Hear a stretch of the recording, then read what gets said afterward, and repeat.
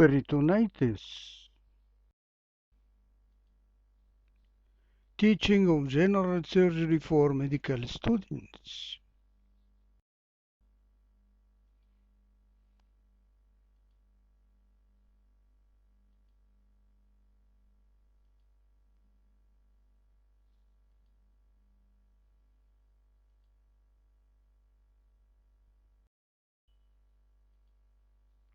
Introduction. The peritoneal cavity. The peritoneum is a thin endothelial layer lining the abdominal cavity. It covers the abdominal wall by the parietal layer and covers the intra-abdominal organs by the visceral layer of the peritoneum. Numerous peritoneal compartments are present as a result of embryological development of the viscera. The peritoneal cavity is divided into a lesser sac behind the stomach and the lesser omentum, and a greater or general peritoneal cavity, greater sac or general peritoneal cavity at the rest of the peritoneum. Both cavities communicate through the foramen epiploicum, or other name, foramen of Winslow. The endothelial surface of the peritoneum is smooth and glistening. It is normally lubricated by a small amount of fluid. In its deeper layers, there is a rich network of capillaries and lymphatics. The peritoneum is normally quite resistant to infection. Injected bacteria in its cavity are phagocytosed and eliminated. The same quantities of the same organisms cause infection if injected subcutaneously or retroperitoneally. Bacterial peritonitis, therefore, can occur as a result of continuous contamination, persistent contamination, or in the presence of unusually virulent bacteria. Its resistance to infection is reduced by the presence of foreign bodies or free fluid, like in patients with ascites.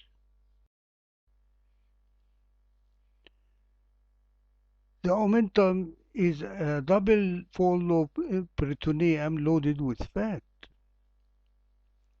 It hangs from the stomach and transverse colon as an apron over the small intestine. It is highly mobile, and it is a specialized tissue having an active role in control of suppurative inflammations and infection of the peritoneal cavity. For that reason, it is called the policeman of the abdomen. Acute peritonitis, or primary spontaneous bacterial peritonitis, another name. It is due to hematogenous bacterial invasion.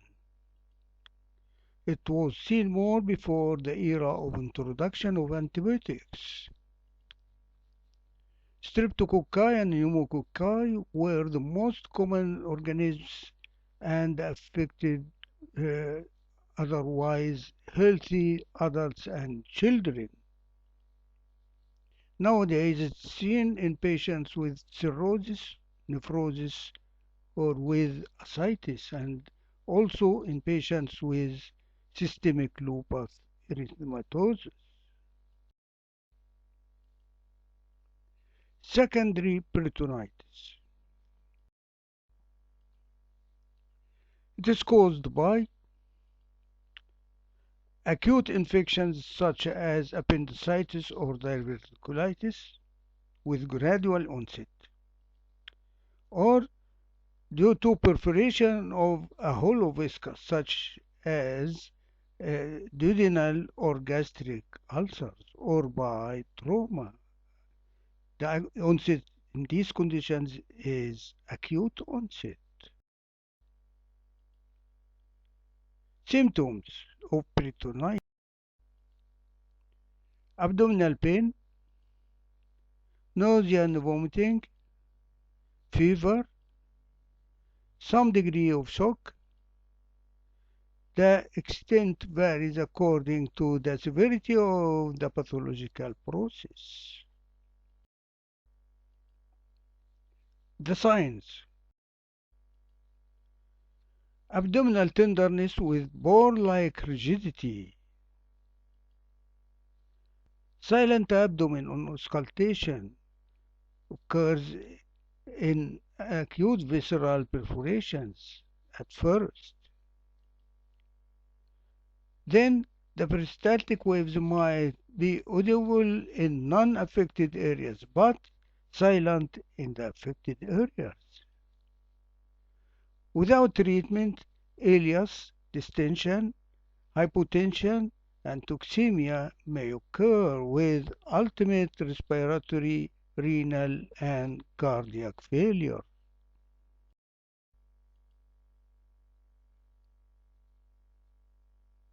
Laboratory findings: leukocytosis, hemoconcentration with serum electrolyte disturbance,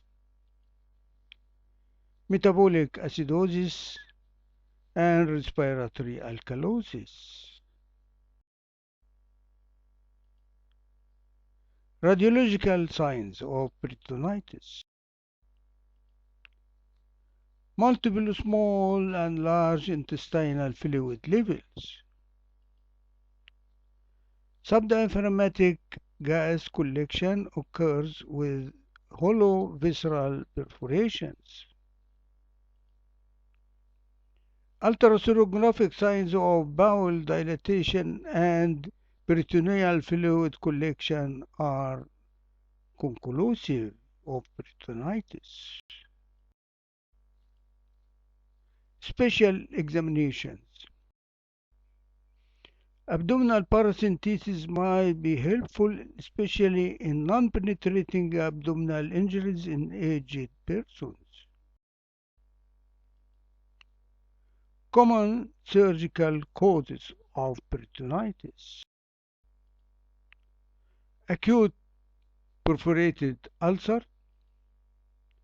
acute pancreatitis, acute appendicitis, acute salpingitis in females, acute mesenteric vascular occlusion, acute cholecystitis, gallbladder perforations, abdominal trauma,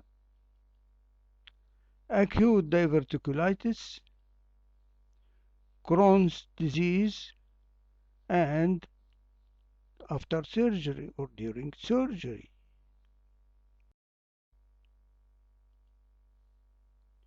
Differentiation from other non-surgical conditions simulating peritonitis: pneumonia,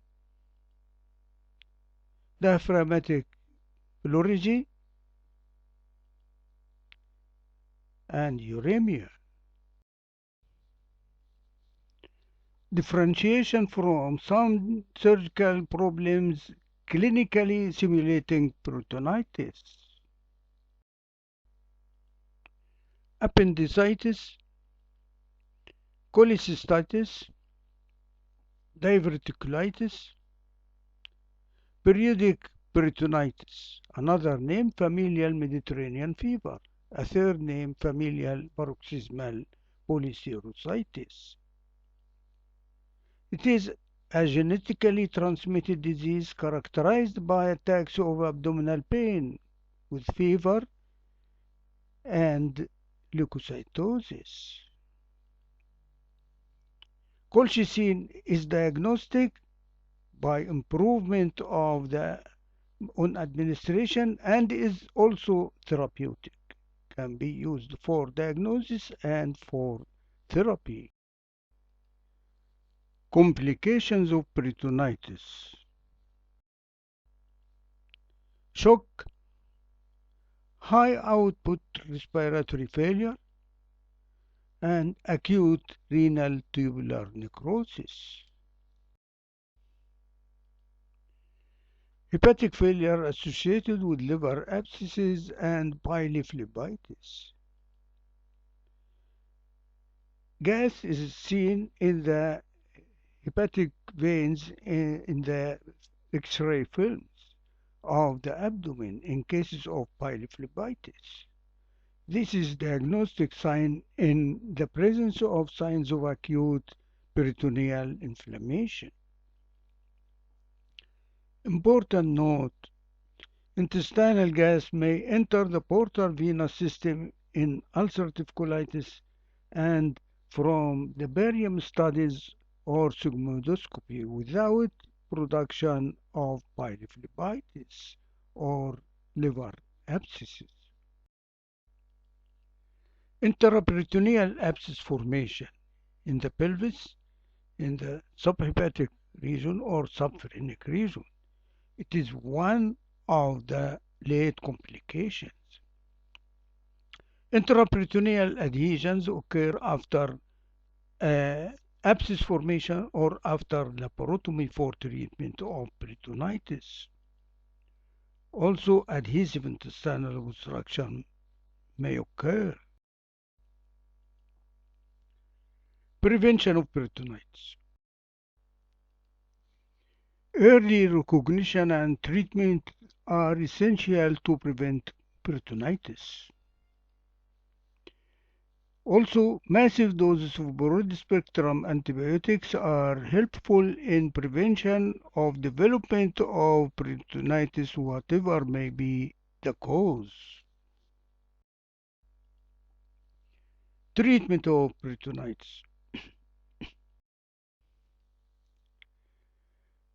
Massive doses of broad-spectrum antibiotics are given for cases of primary peritonitis.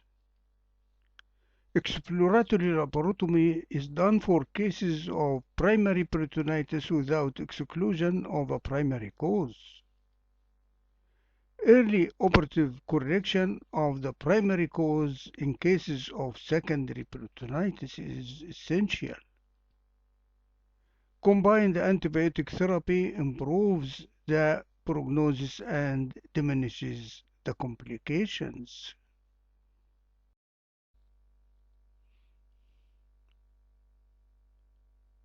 Laparotomy for control of established and advanced secondary peritonitis. Non-surgical conservative treatment with cautious observation might be indicated in cases of localized secondary peritonitis. Very rarely, conservative treatment by antibiotics and major supportive measures might be indicated in old age and debilitated patients whom anesthesia or surgical interference might be lethal at the home of localization and abscess formation to be drained after correction of the general condition of the patient. Preoperative management. Correction of the defects of the general condition. All of the patients with advanced peritonitis need a period of time to achieve this goal before surgical interference. Fluids. Nasogastric suction and fluid therapy guided by the urine output and the laboratory tests. Balanced salt solution or lactated ringer solution should be given first. Potassium should not be given early due to the associated diminished kidney function due to shock and hypovolemia. Potassium is administered after establishment of adequate urinary output.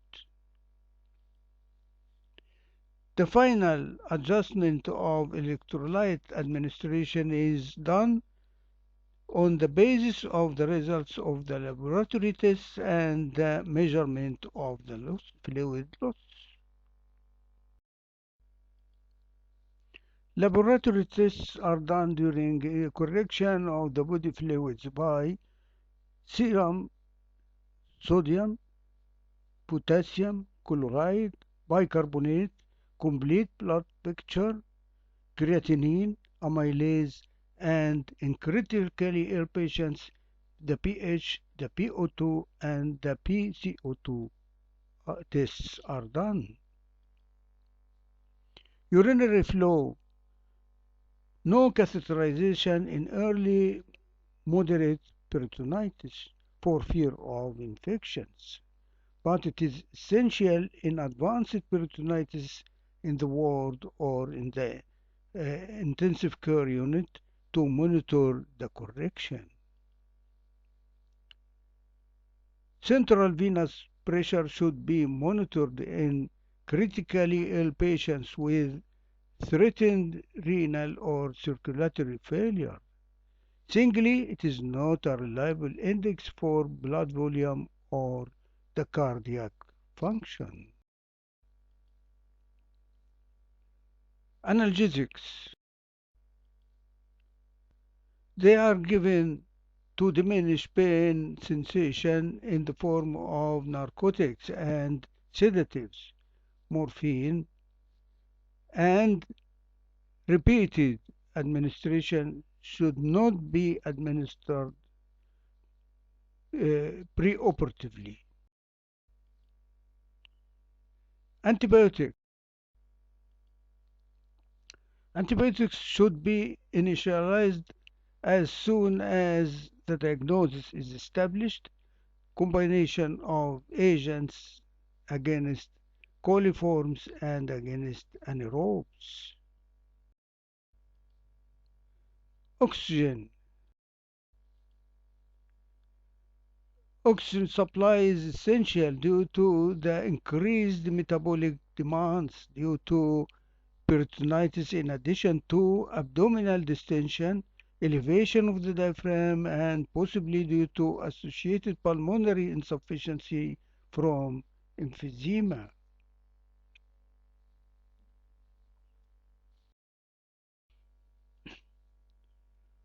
Operative technique. Peritoneal toilet. Removal of all of the combined fluid and necrotic material from the abdomen. Intestinal decompression,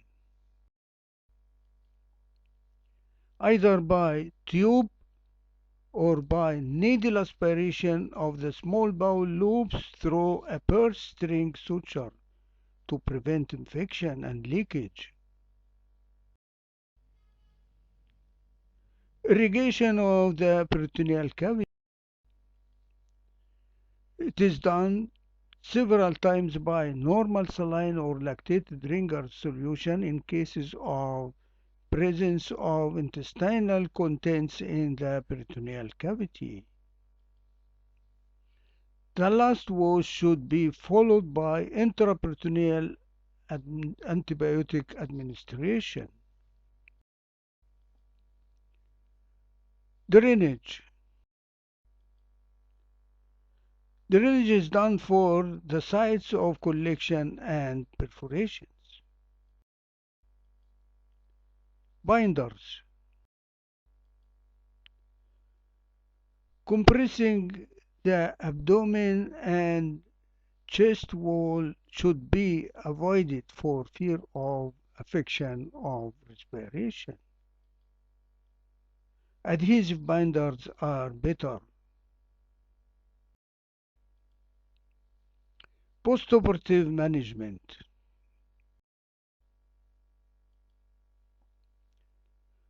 Continuation of all of the preoperative measures should be continued. Nothing by mouth. Continuous nasogastric suction. Fluid and electrolyte monitoring. Narcotics for pain. Antibiotics according to the culture and sensitivity tests. Prognosis. The prognosis depends upon the cause, the age, and the duration of the disease. It is a chronic granulomatous peritoneal lesion due to activation of a latent peritoneal focus without any pulmonary or intestinal manifestations or due to systemic spread of extra-abdominal infection. Clinically, it presents either as a chronic abdominal pain with weight loss, altered bowel habits, and borborygmi, or presents by intestinal obstruction, constricting small intestinal tuberculous ulcers, or by hyperplastic mass in the cecum and ascending colon, or acute peritonitis, localized or diffuse acute peritonitis. Rarely ascites. The patient has protein concentration about 3 grams and 80% of patients give positive culture. About 30% have ascites and 50% have palpable mass, large cecal tuberculoma or enlarged cluster of lymph nodes. Laparotomy is done for diagnosis and therapy for cases of acute peritonitis and intestinal obstruction. Short segment resection or better bypass anastomosis to avoid difficult dissection in some cases is the treatment of obstruction. Excellent response is obtained with non-operative therapy anti-tuberculous drugs in non-complicated cases. I have the pleasure to inform you that at the time of preparation of that video, the views of the contents of my channel has exceeded 2,000,000 and 400,000 views. And I have the pleasure also to inform you about the handle of my channel at the internet, youtube.com / at Super Mustafa Mahmoud, SMM capitals. Thank you very much. Best wishes and regards.